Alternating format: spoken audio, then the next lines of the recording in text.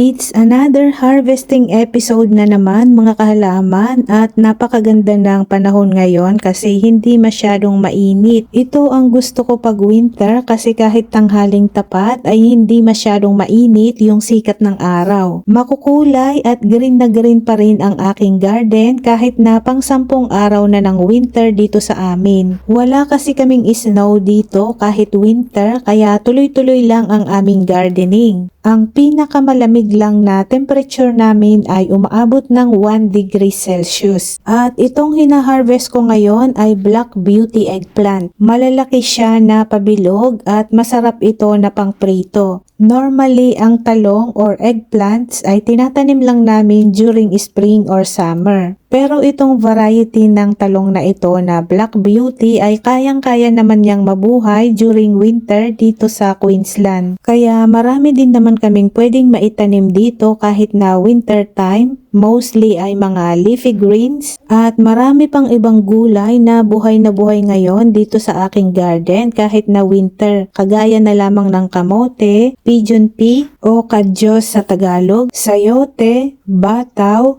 gabi, patola, at marami pang iba. Ang climate kasi namin ay subtropical kaya marami pa rin kaming pwedeng maitanim during winter time. Natapos na akong mag-harvest ng pechay at isusunod ko naman itong hinog na papaya. Nakakatuwa dahil itong mga papaya na tanim ko ay pinatubo ko lang from seeds. Mahal kasi ang papaya dito, $5 yung isang piraso, mga around 180 pesos yon. Kaya naisipan ko na magtanim na lang ng maraming papaya dito sa aking garden. Yung mga seeds ng isang papaya ay marami na yon kapag tinanim mo lahat. Kaya yung mga papaya ko ay in-spread out ko dito sa aking garden. At very versatile pa itong papaya dahil pwede natin itong i-consume na green o kaya ay hinog. Pag green pa ito ay masarap itong ihalo sa tinola o kaya ay gawing atsara. At ang kagandahan pa sa papaya ay mabilis itong mamunga. Within 1 year yung mga pinatubo ko from seeds ay nag-start ng mamunga. Ito naman ang mga collection ko ng indoor plants or house plants at nagmukha ng rainforest dito. Mga na-collection ko yan during the pandemic. Marami din akong ornamental plants kasi nagbebenta ako ng mga plants sa eBay. Nagsimula akong magbenta ng plants during the pandemic pero nung pandemic nag-buy and sell muna ako at ngayon ay galing lahat sa garden ko yung mga binebenta ko. At dito na nagtatapos ang aking harvesting episode. Magkita-kita muli tayo sa